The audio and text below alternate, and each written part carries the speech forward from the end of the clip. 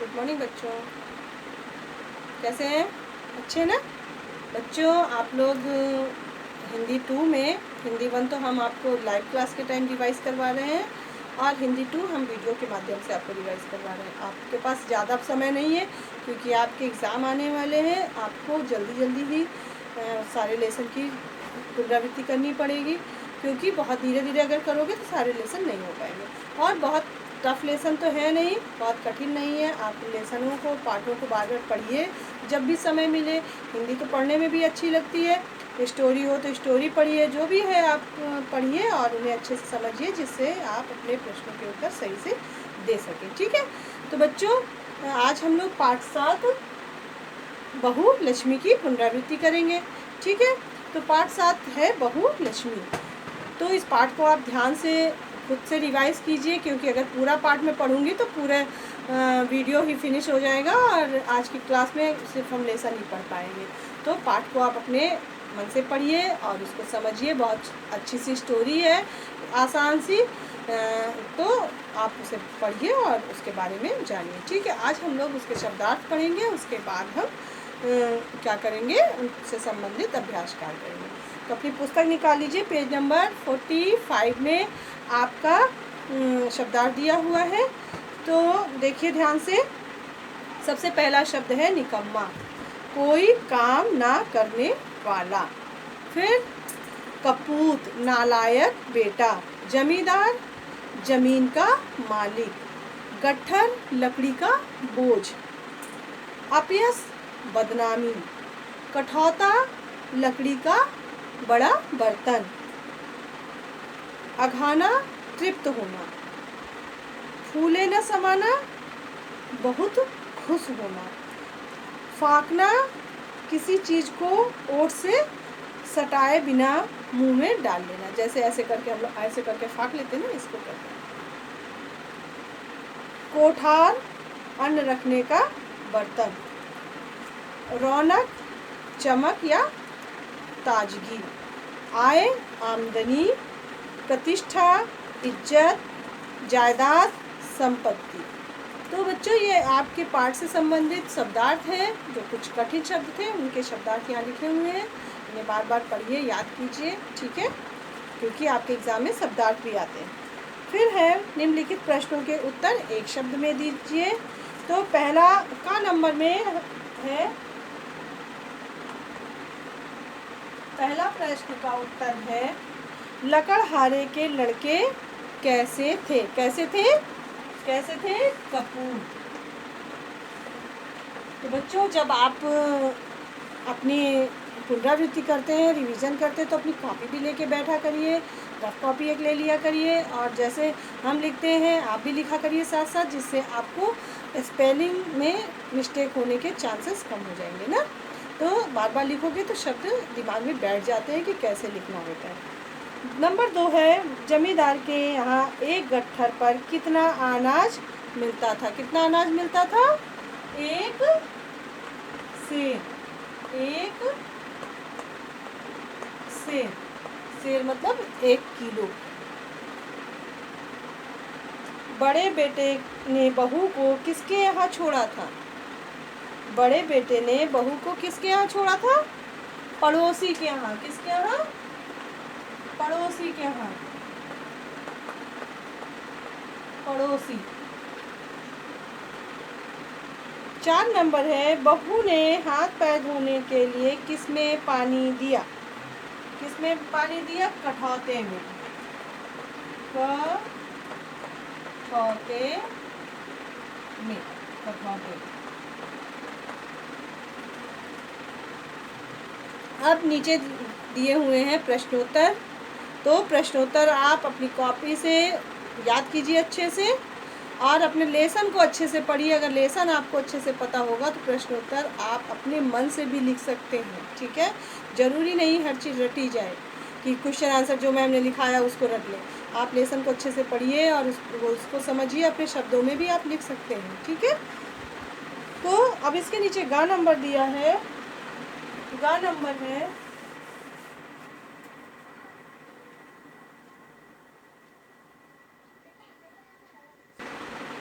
तो बच्चों हम लोगों ने पढ़ लिए एक शब्द में उत्तर। अब दूसरा प्रश्नोत्तर आपको अपनी कॉपी से याद करना है। तीसरा है गा नंबर, सही और गलत का निशान लगाना है। कौन सा वाक्य सही है उस पर सही का निशान, जो वाक्य गलत है उस पर गलत का निशान। तो देखिए गा नंबर है नंबर 1 है, लकड़हारे के 5 लड़के थे।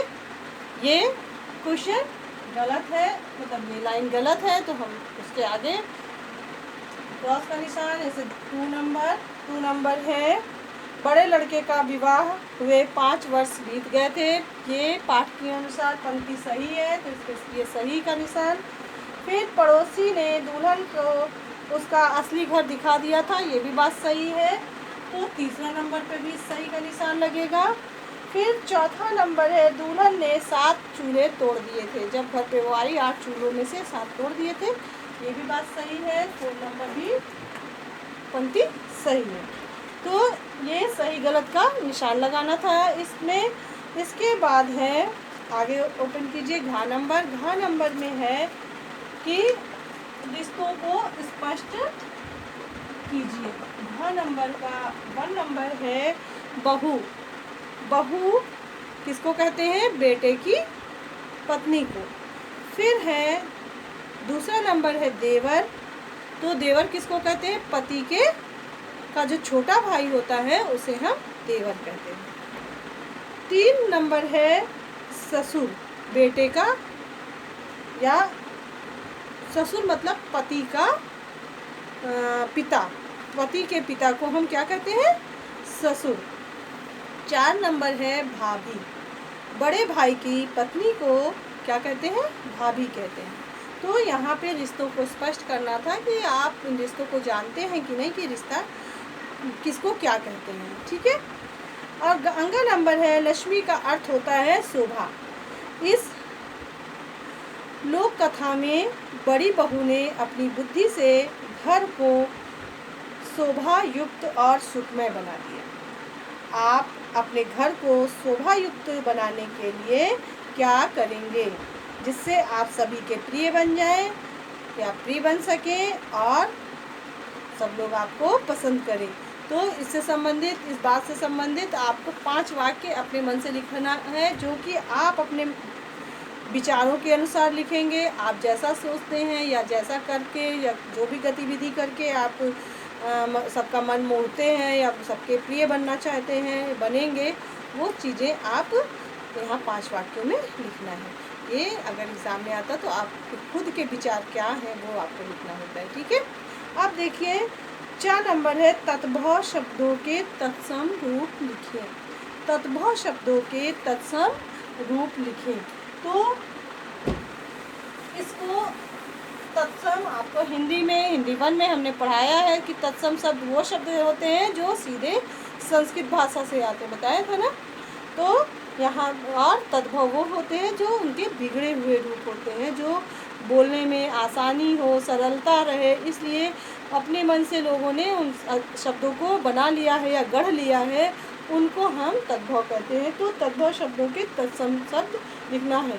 जैसे नंबर 1, 4 नंबर में नंबर 1 है गांव। गांव का क्या होगा? ग्राम। नंबर 2 है कपूत, लिखा तो होगा कुपुत्र। 3 नंबर है बहू। बहू का शुद्ध होता है वधू। और 4 नंबर है बूढ़ा। बूढ़ा का होगा वृद्ध। तो ये हमारे तत्सम शब्द हैं। ये जो दिए हुए थे पुस्तक में वो तद्भव थे। तद्भव मतलब उनके सही जो संस्कृत भाषा से में प्रयोग किए जाने वाले शब्द हैं उनको बिगाड़ के लिखा गया है या बिगाड़ के बोला जाता है, या हमारी हिंदी भाषा में बिगाड़ दिया गया है तब प्रयोग किए जाते हैं, उन्हें तद्भव कहते हैं। और जो संस्कृत के सीधे सीधे, तो ये ग्राम, वधू, कुपुत्र और वृद्ध जब हम संस्कृत भाषा में लिखते हैं और हमें कभी किसी बूढ़े व्यक्ति के बारे में लिखना है तो हम बूढ़ा नहीं लिखेंगे, वहाँ लिखेंगे वृद्ध। तो ये संस्कृत शब्द है, समझ लीजिए। ठीक है। तो अब देखिए, इसके बाद है 6 नंबर। निम्नलिखित वाक्यों के लिए एक शब्द लिखिए। 6 नंबर है, निम्नलिखित वाक्यों के लिए एक शब्द लिखिए। लकड़ी काटने वाला क्या कहलाता है? लकड़हारा। नंबर 1 है लकड़हारा। नंबर 2, बड़े भाई की पत्नी क्या कहलाती है? क्या कहते हैं बड़े भाई की पत्नी को? भाभी। 3 नंबर है, भीख मांगने वाला क्या कहलाता है? भिखारी। 4 नंबर है, पड़ोस में रहने वाली स्त्री पड़ोसन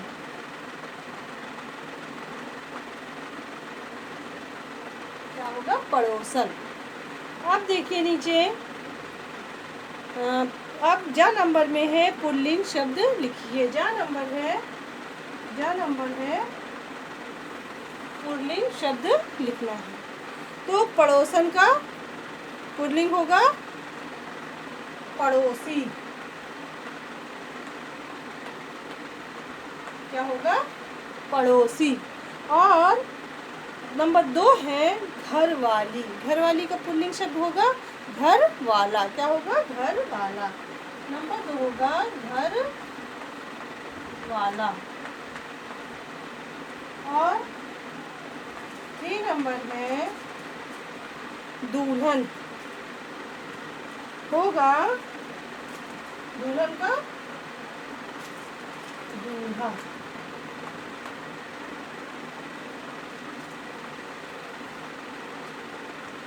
अब है 4 नंबर,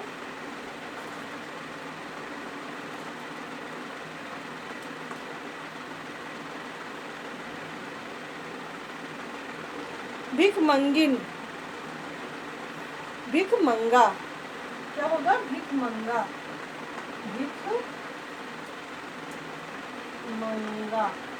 भिखमंगा। ठीक है।